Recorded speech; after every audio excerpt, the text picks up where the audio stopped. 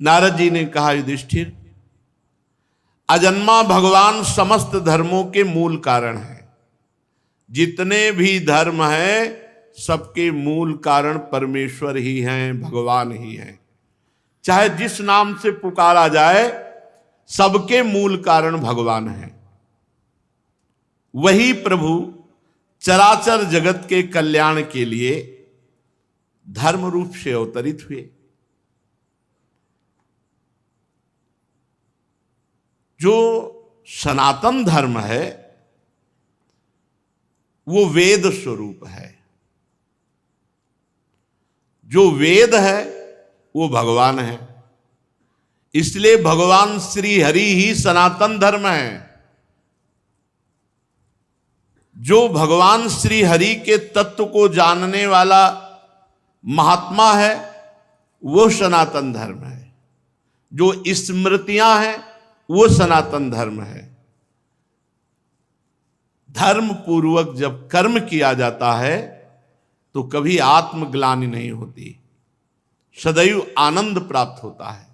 और जब धर्म से विमुख आचरण किया जाता है तो आत्मग्लानि होती है। हमारे सनातन धर्म के 30 लक्षण हैं। ये देवर्षि नारद जी कह रहे, सनातन धर्म क्या है? वेद। वेद क्या है? भगवान का साक्षात स्वरूप श्री हरि ही वेद रूप से हैं। तो सनातन धर्म वेद, सनातन धर्म श्री हरि और सनातन धर्म साक्षात भगवान का स्वरूप है। और ये 30 लक्षण हैं सनातन धर्म के। ये जो सनातन धर्मावलंबी जन हैं, ध्यान दें, हमारे सनातन धर्म के 30 लक्षण हैं ये। सबसे पहला है सत्य। ये जो झूठ बोलते हैं, अपने को सनातन धर्मावलंबी कहते हैं, ये धर्म का उल्लंघन कर रहे हैं। और अब 100 में कम संख्या होगी, 1000 में कोई एक हो जो इस बात पर विचार करता हो कि मैं झूठ ना बोलूं। 1000 में 100 तो नहीं पढ़ पाएगा। 100 में 99 बोले तो नहीं चलेगा। 1000 में एक कोई होगा जो ये विचारवान हो कि मैं सत्य बोलूं, झूठ ना बोलूं। हम लोग बड़े गर्व से कहते हैं हम सनातन धर्मावलंबी हैं। तो सनातन धर्म का पहला लक्षण है सत्य। और सत्य क्या है? भगवान। सब कोई जानता है, मरने के बाद जब शव यात्रा होती तो सब बोलते हैं राम नाम सत्य है। जैसे अपने ब्रज में बोला जाता है, कृष्ण नाम सत्य है, गोपाल नाम सत्य है, गोविंद नाम सत्य है।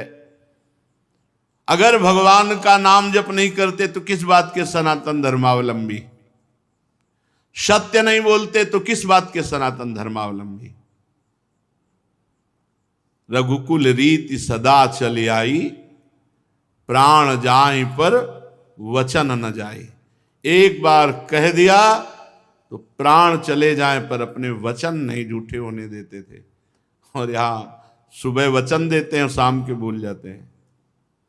सुबह कसम खाते हैं, शाम के तोड़ दे। और हमें गर्व से कहते हैं हम सनातन धर्मावलंबी हैं। हमारे सनातन धर्म के 30 लक्षण हैं। अगर ये लक्षण नहीं हैं तो आप कैसे कह सकते हो? पहला ही लक्षण है सत्य। सत्य है भगवान नारायण हरि राम कृष्ण। सत्य नारायण सच्चिदानंद रूपाय विश्वोत्पत्त्यादि हेतवे तापत्रय विनाशाय श्री कृष्णाय वयम नमः। जब भगवान कंस कारागार में प्रकट हो रहे हैं तो समस्त देवता करके जब स्तुति करते हैं तो पहला श्लोक है सत्यव्रतम त्रिसत्यम। त्रिकाल में जो सत्य है वो भगवान सत्य। नाम जप नहीं करते, सत्य नहीं बोलते, सत्य मार्ग पर नहीं चलते, किस बात के सनातन धर्मावलंबी? सत्य को समझो। दूसरा दया। ये हमारे सनातन धर्म के 30 लक्षण हैं। दया, सब पर दया। दया करने की सामर्थ्य उसी के हृदय में आएगी जो दया का उल्टा क्या है? याद। जिसे याद है कि मैं कौन हूं, मेरा कर्तव्य क्या है, मैं सनातन धर्मावलंबी हूं, मेरा कर्तव्य है सब पर दया करना और सदैव भगवान की याद में रहना और सत्य बोलना, सत्य आचरण करना। दो ये हुए। तीसरा है तपस्या, सनातन धर्म का लक्षण। तपस्या किसे कहते हैं? जो अपने धर्म में चलने पर कष्ट प्राप्त होता है उसे आनंद पूर्वक सहा जाए, उसे तपस्या कहते हैं। जो भी अपने धर्म पर चलने पे कष्ट मिले, काम आदि जलाते हैं, क्रोध आदि जलाते हैं, बहुत प्रकार के ताप हैं। जैसे अब प्रातःकालीन बेला पर उठ करके स्नान करके अपनी दिनचर्या पे आना बड़ा कठिन है। 8 बजे तक खूब सोना, तो कहां वो 8 बजे तक सोना और कहां 2 बजे रात्रि के जग करके अपनी दिनचर्या करना। तो अपने धर्म के पालन में जो हमें कष्ट मिलता है उसे तपस्या कहते हैं। हमारे सनातन धर्म का तीसरा लक्षण है तप, तपस्या। चौथा है शौच। शौच माने पवित्रता, शरीर की बाहरी पवित्रता और हृदय की आंतरिक पवित्रता। ये सनातन धर्म है। खड़े खड़े लघु शंका करते हैं, पूरे कपड़े में छिट्टी पड़ती है, अपवित्र। शौचालय की सीट पर बैठकर लघु शंका करते हैं, उठे चल दिए, अपवित्र। शौच हुए, वैसे हाथ धो लिया चल दिए। नहीं, बाहरी और भीतरी दोनों पवित्रता होनी चाहिए। लघु शंका ऐसे स्थान पर करो जहां लौट कर तुम्हारे ऊपर छिट्टी न पड़े। हाथ धोइए, पैर धोइए, आचमन कीजिए। शौच उतने ही कपड़ा पहनकर होइए जितने प्रक्षालन धो सको। और साबुन मात्र से पवित्रता नहीं मानी जाती। साबुन से एक बार हाथ धो लो तो एक बार रज से जरूर हाथ धो। थोड़ी रज ले लो। मान लो आजकल बड़ी आधुनिकता है कि नालियां जाम हो जाएंगी, तो थोड़ी रज ले लो। और रज का स्पर्श ही पवित्र करता है। जल, मिट्टी, रज आदि से बाहरी पवित्रता, और छल कपट, गंदी बातें सोचना, गंदी बातों के संकल्प बनाना, ये सब अंदर की अपवित्रता है। इसका त्याग कर दे। छल कपट, गंदी बातों का चिंतन, गंदी बातों का संकल्प त्याग करने से आंतरिक पवित्रता होती है। और बाह्य और आंतरिक दोनों पवित्रता पूर्ण रूप से सुरक्षित रहेगी यदि धर्म का पहला लक्षण सत्य, सत्य है हरि, सत्य है हरि नाम, यदि नाम चल रहा है तो भीतर और बाहर दोनों से पवित्र रहोगे। सवायाभ्यंतर शुचि, वाय अभ्यंतर शुचि। जो नाम जापक है उस अंदर और बाहर दोनों से पवित्र रहता है। जब तक पवित्र नहीं रहोगे तब तक आप उच्च कोटि के विचार वाले नहीं बनोगे। पक्की बात समझना। जितना आप पवित्र रहोगे उतने ही आपको दैवी संपदा के विचार आएंगे, उतने ही दिव्य महापुरुष आपसे मिलने आएंगे अव्यक्त रूप से। अब आप समझो, ये बात हम कह रहे हैं, इसमें कितने % लोग बच रहे हैं। पवित्रता बहुत जरूरी है। पवित्रता, ये जो आज के लोग हैं ना, बोले मन पवित्र होना चाहिए। सर ये बाहरी सब क्या है, तो दिखावा है। तो मन कैसे पवित्र होगा? बाहरी तो तुम्हारा मन अपवित्र हुआ है, भोगों में, शरीर में, संसार में। तो यहीं से पवित्रता शुरू होगी, तब तुम्हारा मन पवित्र होगा। बाहर से पवित्र होते होते अंदर पवित्र हो जाओगे। बाहर अपवित्र है तो। हमारा सनातन धर्म का लक्षण चौथा है पवित्रता। पहला सत्य, फिर दया, फिर तपस्या, फिर पवित्रता। 30 लक्षण है। ये सनातन धर्म है, इसको समझो। पवित्रता बड़ा कठिन है। पवित्र रहना, आप देखो, बड़ा कठिन है पवित्र रहना। पवित्रता अत्यंत अनिवार्य है। सब साधक के ध्यान, पवित्रता। अगर पवित्रता नहीं तो आपका विचार उत्तम नहीं हो सकते। आप महापुरुषों का जो चिंतन शैली है वहां नहीं पहुंच सकते। कल एक आए थे भगत जी एकांतिक में, उन्होंने कहा, आपने सत्संग में और एकांतिक में कहा कि मन की पीएचडी की है, तो हम भी मन की पीएचडी कर रहे हैं, तो हम आपसे बात करना चाहते हैं। हमारा मन, आपका मन क्योंकि आपने भी पीएचडी की, हमने भी की। तुम कहा आप पढ़ के की हो? बोले हाँ। तुमको हम पढ़े थोड़ी है पीएचडी, हमारा तो विनोद में कहा था हम तो मन को पढ़ा है, हमने मन को पढ़ा है। आप मन के विषय में पढ़ा होगा, हमने मन को पढ़ा है। तो बोले फिर तो हमारा और मन आपका समान हुआ। तुम कहा तुम्हारे मन को देखने की हमारी रुचि नहीं है और हमारे मन में पहुंचने की तुम्हारी सामर्थ्य नहीं है। तुम्हारे मन को देखने की हमारी रुचि नहीं है, क्योंकि मन की रुचि जान नेह विधि अनुसार है, और तुम्हारा मन हमारे मन तक पहुंच जाए इतनी सामर्थ्य नहीं। आ जाएगी, मानो देह है, हरिवंश शरणागत हो, किसी सहचरी की कृपा हो जाए तो भले, नहीं ऐसे अनुमान से थोड़ी जान सकते हो। तितिक्षा, पांचवा है सहनशीलता। तितिक्षा ये सनातन धर्म है। देखो महाराज शिवी ने कबूतर की रक्षा के लिए अपने देह के मांस को काट के दे। तितिक्षा, दूसरों के हित के लिए, दूसरों के मंगल के लिए भीषण से भीषण कष्ट सह जाना, भारी से भारी कष्ट धर्म के लिए सह जाना।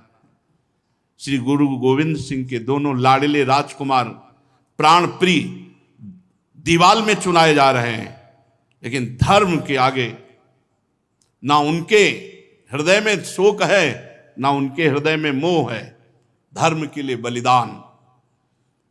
तितिक्षा, हर कष्ट को सहकर अपने धर्म का पालन करना, धर्म का त्याग नहीं करना। धर्म भगवान का साक्षात स्वरूप है। अगर आप धर्म के लिए कष्ट सहेंगे तो फिर कष्ट रह ही नहीं जाएंगे, अद्भुत आनंद आएगा। तितिक्षा, हर कदम धर्मात्मा पुरुष के सामने कष्ट रूपी कांटे बिछाए जाते हैं, और जब उन पर वो चलता है तो हर कांटा उसके लिए फूल के समान हो जाता है। पर इतनी हिम्मत होनी चाहिए, ये धर्म रूपी मार्ग में चलने पर ये शूल फूल बन जाएंगे, पर पहले शूल। इसीलिए धर्म पर चलना बड़ा कठिन होता है। तितिक्षा, सहनशीलता, हर परिस्थिति में सहनशीलता। और उचित अनुचित का विचार, छठवां है ये विवेक। सनातन धर्म का छठा लक्षण विवेक, सत असत का विचार, उचित अनुचित का विचार। उचित क्या है, अनुचित क्या है, सत क्या है, असत क्या है, इसका विचार ये विवेक से होता है। ये विवेक कहां मिलता है? बुद्धि तो सबके हो सकती है, पर विवेक नहीं। विवेक सत्संगियों को मिलता है। बिन सत्संग विवेक न होई। बिना सत्संग के विवेक हो ही नहीं सकता, और सत्संग बिना भगवान की कृपा के नहीं मिलता। बिन सत्संग विवेक न होई, राम कृपा बिनु सुलभ न सोई। राम कृपा बिनु सुलभ न सोई। उचित अनुचित का विचार। सातवां, मन का अधीन करना। यह है सनातन धर्म। मन का अधीन करना, संयम में लेना। जो मन चाहे वो थोड़ी नहीं, जो धर्म कह रहा है उसके अनुसार मन को चलाना, ये मन का संयम करना बड़ा कठिन है। मन का संयम करना, बातें बना लेना, अधिक बात, बड़े बड़े ज्ञान की बातें आके जब करते हैं, फिर जब मन के संयम की बात करते हैं, ईमानदारी से वृंदावन में बैठे हो, सत्य बताओ, तो फिर चुप हो जाते हैं। ज्ञान तभी सार्थक है जब संयतेन्द्रिय श्रद्धावान लभते ज्ञानम तत्परा संयतेन्द्रिय। जो तुमने ज्ञान जाना, तत्परा उसके परायण हो और अपनी इंद्रिय मन को संयम में लो, तब तो तुम्हारा ज्ञान सार्थक। नहीं तो बकवास है, ज्ञान थोड़ी है। ये बातें बनाना अलग बात, अपने लोग पूरा जीवन इसी में चल रहे हैं, पूरा जीवन का निर्णय बता रहे हैं। भगवान की कृपा के बिना एक कदम भी नहीं चल सकते। भगवान की कृपा के बिना एक दिन भी पवित्र नहीं रह सकते, एक दिन भी। ये हाथ उठा कहते हैं। कोई मुझ टे तो भाई अलग है, कभी हमें मिले ऐसा कोई कि भाई बकाया हम जैसे बता रहे हैं कि एक दिन भी साधना परायण होकर पूर्ण पवित्र जीवन तो ये भगवान की कृपा से निपटा, पूरा जीवन तो बहुत बड़ी बात है। मन का संयम और फिर इंद्रियों का संयम, फिर अगला है अहिंसा। मन से, वचन से, शरीर से किसी की भी हिंसा ना करना, ये सनातन धर्म है। अहिंसा। वाणी से ऐसे कठोर शब्द मत बोलो किसी का दिल दुख जाए। आपको बोला हो तो उसका स्वभाव है, आप सनातन धर्मावलंबी, आप ऐसा ना बोले। शरीर से किसी को पीड़ा पहुंचाएं, ऐसा हमारा आचरण ना हो। मन से किसी का बुरा सोचे, ऐसा हमारा मन ना हो। तो हमारा तन, मन, वचन तीनों हिंसा रहित हो, तभी अहिंसा, इस सनातन धर्म का लक्षण हमारे हृदय में आएगा। फिर है ब्रह्मचर्य, इस सनातन धर्म का लक्षण। सत्य, दया, तपस्या, शौच, तितिक्षा, उचित अनुचित का विचार, मन का संयम, इंद्रियों का संयम, और 9वां अहिंसा, और 10वां ब्रह्मचर्य। ये ब्रह्मचर्य सबके लिए है। बहुत घातक है भोगों का आकर्षण। ब्रह्मचर्य के बिना पूरा का पूरा जीवन खोखला हो जाता है। मन से, वचन से और शरीर से, तीनों से ब्रह्मचर्य होता है। मन का ब्रह्मचर्य, विषयों का चिंतन ना करना। यहीं से नाश प्रारंभ होता है, पतन यहीं से होता है। ध्यायतो विषयान पुंसान संगास्तेषुपजायते, संगात संजायते कामः, कामः क्रोधो भी जायते, क्रोधात् भवति सम्मोहा, सम्मोहात् स्मृति विभ्रमा, स्मृति भ्रंशात् बुद्धिनाशो, बुद्धिनाशात् प्रणश्यति। सबसे पहला पतन जो होता है वो विषयों का चिंतन होता है। ध्यायतो विषयान पुंसान, जब हम भोगों का चिंतन करते हैं तो हमें भोगों की आसक्ति प्रकट होती, फिर संग करने का मन होता है।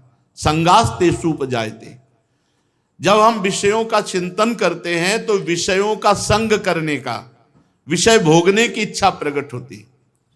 जहां विषय भोगने की इच्छा प्रकट हुई, काम राज्य हृदय में छा गया।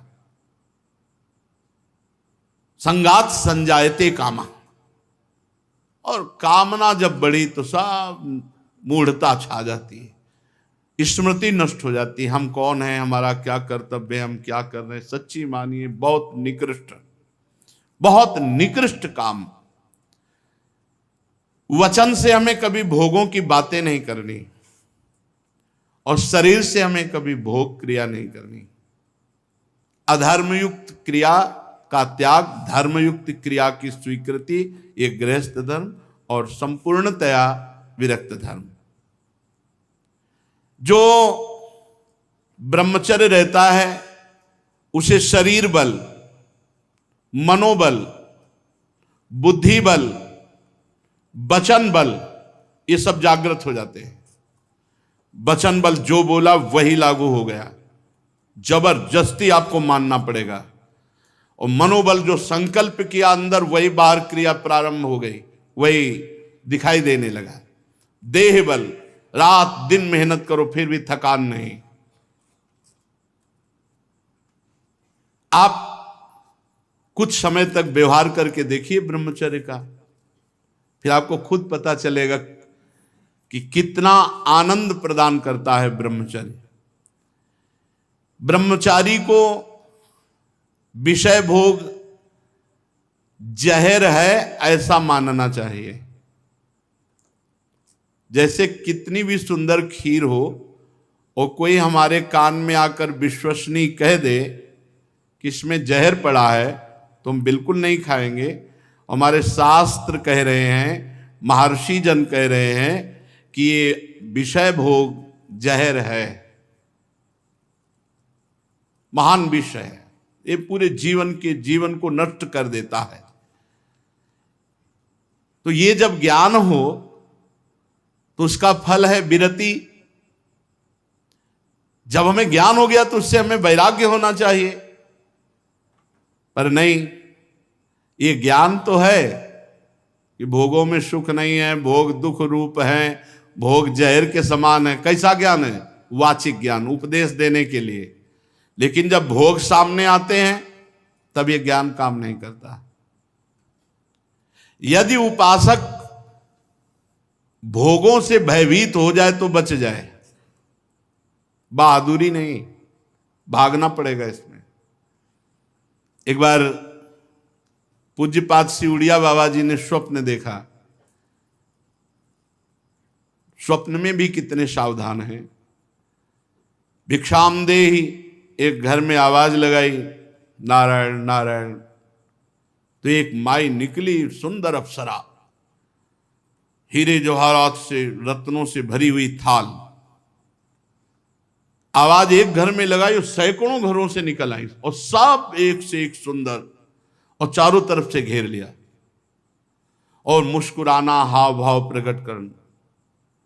बाबा भागे, और बहुत जोर के भागे, और कई किलोमीटर तक भागते रहे। फिर पीछे मुड़ के जब देखा कि कोई नहीं दिखाई दे रहा, तब खड़े होकर सांस ली। जब सांस ले रहे थे तो आंख खुल गई। आंख खुल गई तो नारायण नारायण नारायण। अच्छा हुआ कि स्वप्न में भी भागे।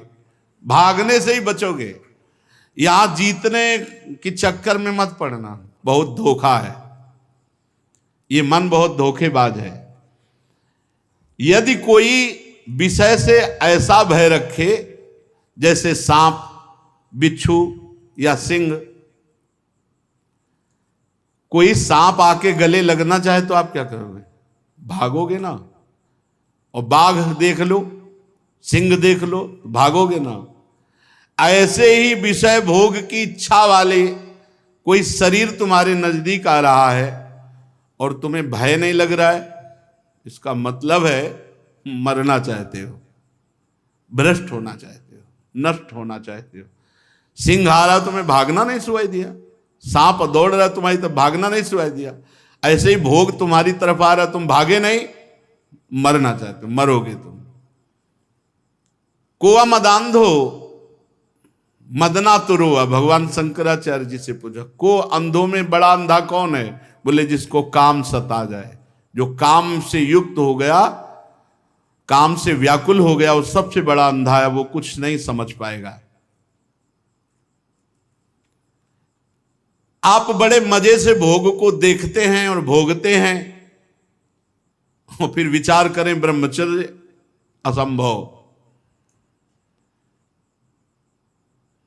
जैसे जलेबी है, एक बार चख लिया तो जलेबी नाम लेते ही वो कुरकुराहट वो मुंह में आ जाएगा, नहीं आ जाएगा? इसे कहते हैं तृष्णा। भोग भोगा, अब वो तृष्णा जहर की तरह तुम्हारे हृदय में बस गई। अब वो भगवाने निकाले तो निकाले, नहीं तो पूरा जीवन भर मार देगी। भोगों का जहर तृष्णा, तृष्णा। अनंत जन्मों से हम भोगते चले आ रहे हैं, इसलिए हमारी परवशता हो गई है। परवशता, इंद्रिय और भोगों में विवशता, हम हार चुके हैं। लेकिन मोक्ष का रास्ता जितेंद्रियता से जुड़ता है, परवशता से नहीं। इसलिए आपको एक इंद्रियों के भोगों से जीतना पड़ेगा, लड़ना पड़ेगा। भटकते रहने से ये जन्म भी चला जाएगा, जैसे और जन्म चले गए। बहुत बार ये सब भोगा है, देवराज इंद्र भी बने होंगे कभी ना कभी, बहुत बार, बहुत बार सब। लेकिन भगवान के प्रेमी भक्त कभी नहीं बने जिंदगी में, पक्की बात। इस बार अवसर मिला है भगवान से प्रेम करने का। कोल्ले जी अल्ले जी के चरित्र में नहीं आता कि बचपन से बैरागी और एक राजा की उपवन वाटिका में वो शयन कर रहे थे, वहीं वो सब राजकुमार और सब वैभव सब देख करके उनके मन में ऐसी लालसा आ गई कि यार ये सुख तो बहुत बढ़िया है। तो भगवत प्राप्ति रुक गई और उनका अगला जन्म हुआ और राजकुमार से मित्रता हुई और सारे भोग उनको मिले। अगर कोई वासना लेकर इस मार्ग में, तो फिर पहले वासना पूर्ति होती है। ये मन मकड़ी के जाले की तरह वासना बुनता रहता है, छोड़ दो इसे, बस ये अपना काम करता है और हमको फंसाता है। जाल ये बुनता है और फंसाता हमको है। इसीलिए उपासक मन के जाल को बनने ही न दे।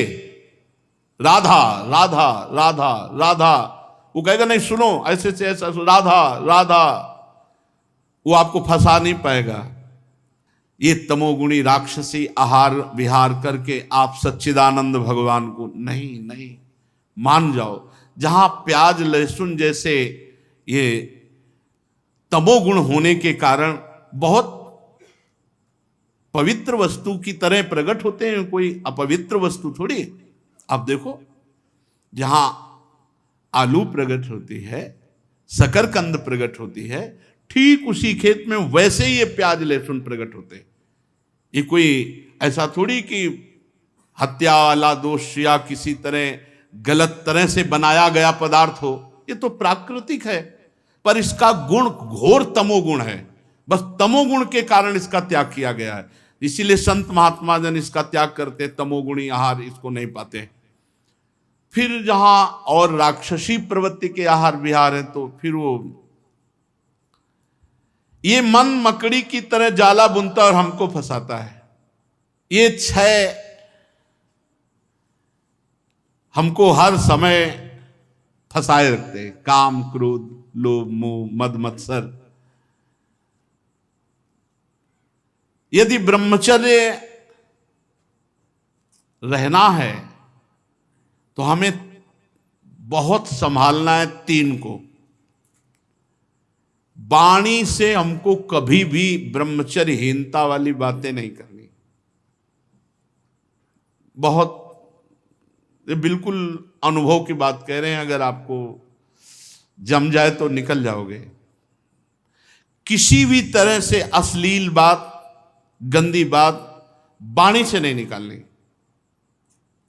मौन हो जाओ, मत बोलो। बहुत चीजें ऐसी होती हैं जो अनुभव करके बोली जाती है। वाणी से आप रोज किसी से कहो झूठी ऐसे, मैं आपके बिना नहीं जी सकता, मैं आपके बिना नहीं जी सकता। एक दिन आपके मन में आ जाएगा मैं आपके बिना नहीं जी सकता। एक दिन आप स्वीकृति स्वयं में कर लेंगे कि मैं आपके बिना नहीं जी सकता। वाणी से बोलते रहो, तुम देख लेना, एक दिन किसी एक से बोलते रहो मैं आपके बिना नहीं जी सकता। फिर दूसरे दिन बोलना मैं आपके, कुछ दिन में मन से आ जाएगा मैं आपके बिना नहीं जी सकता। फिर स्वयं में आ जाएगा मैं आपके बिना नहीं जी सकता।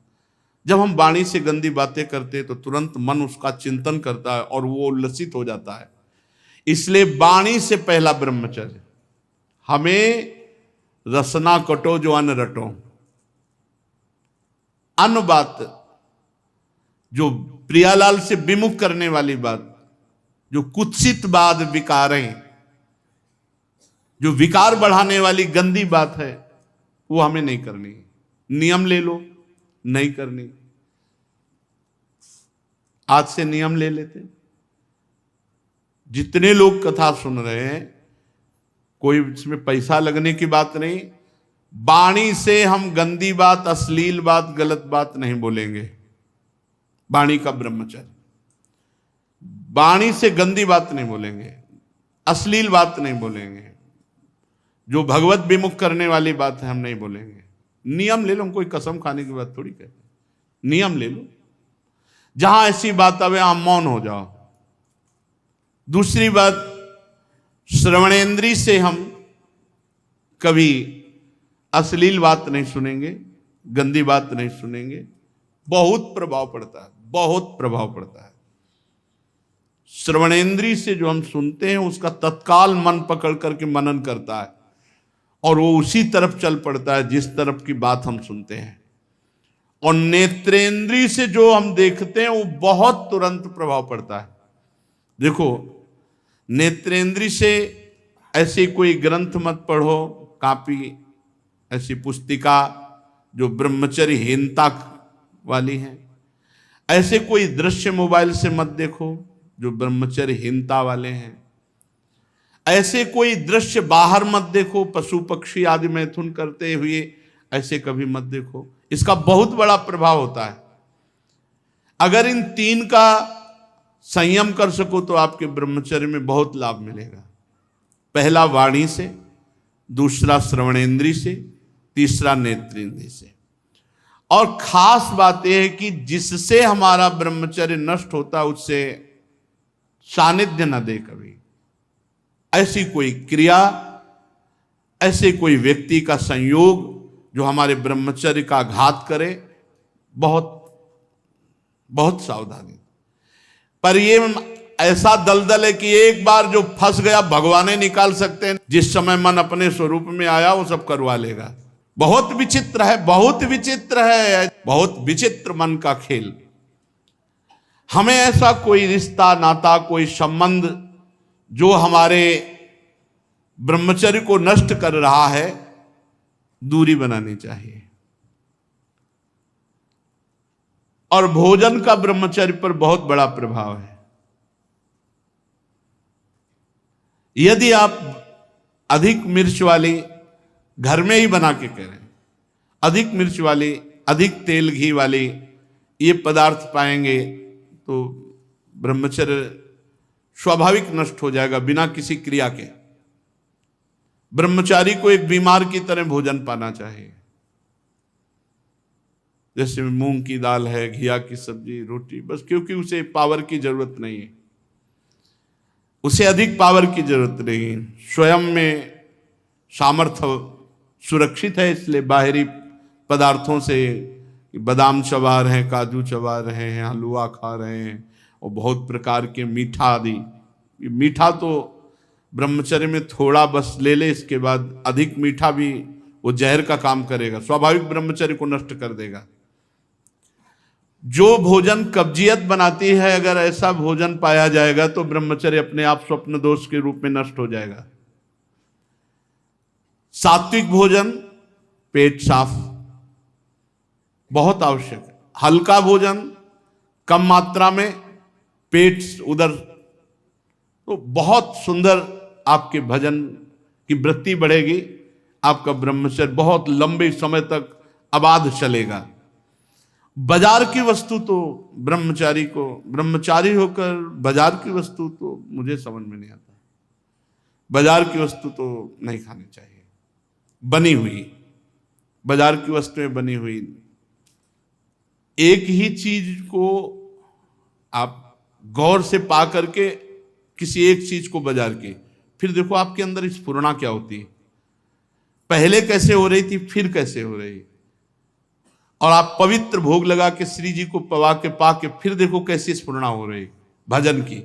भजन परम पवित्र वस्तु, ऐसे थोड़ी होता तुम जहां तहां अन्न खात सखी कहत आपकात, सकल देव से द्वंद जात रात सर्वस्व वही। शिव सेवक जी महाराज जहां तहां अन्न खात, ऐसे बाजार का भोजन हो, बोले ब्रह्मचारी जी हैं, नहीं हो पाएगा भाई, ब्रह्मचर्य नहीं हो पाएगा। हाँ, नाम लिख सकते हो, टाइटल तो बन सकता है, लेकिन सही माने में आपका ब्रह्मचर्य, जब तक आपका आहार शुद्ध, अगर अपने धर्म को सुरक्षित रखना चाहते हो तो बाजार का भोजन। और छोटे छोटे बच्चों में बहुत सी गलतियां ऐसी आ चुकी हैं जो उनके जीवन को नष्ट कर रही हैं। हमें ऐसे कई बच्चे मिले हैं, तो माता पिता को चाहिए कि छोटे बच्चों से भी मित्रता का व्यवहार करें, उनको इतना फ्री करें कि वो आपसे अपनी बात बता सकें और आप उनको सही दिशा दे सकें। नहीं, जैसे 13-14 वर्ष के बच्चे हैं और ये गंदी क्रिया कर रहे हैं, इनका जीवन बहुत बुरी तरह नष्ट हो जाएगा। ये गृहस्थी लायक नहीं रहेंगे। विरक्ति तो बहुत बड़ी बात रह गई, ये गृहस्थी लायक नहीं रहेंगे, संतान उत्पन्न करने लायक नहीं रहेंगे।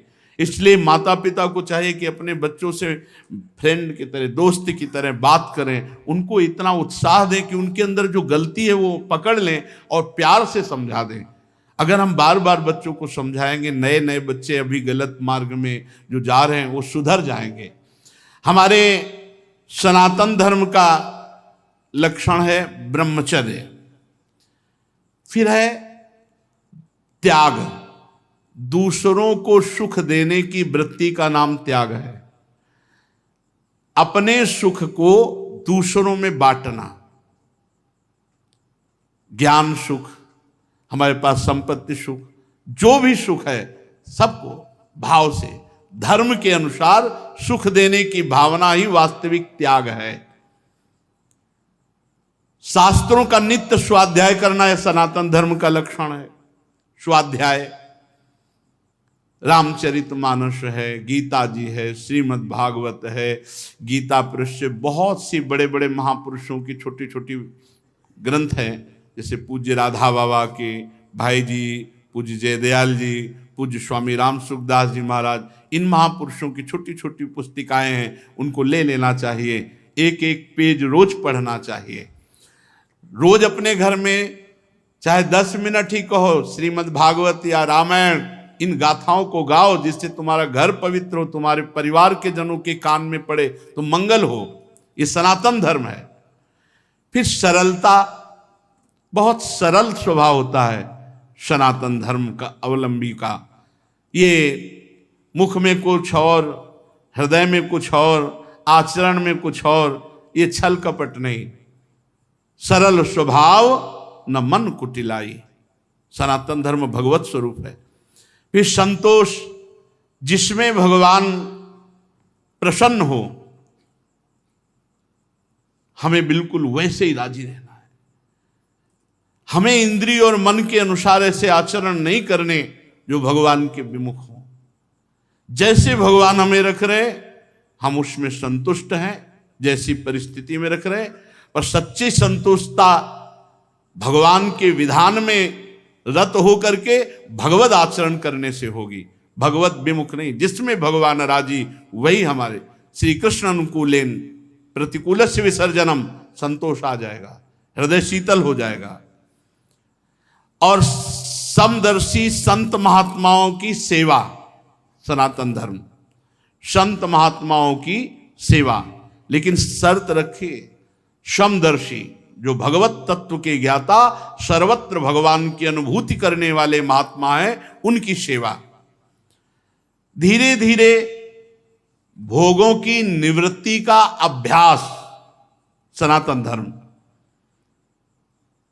मनुष्य के अभिमान का फल बड़ा उल्टा विनाशकारी होता है, ऐसा विचार करके अभिमान का त्याग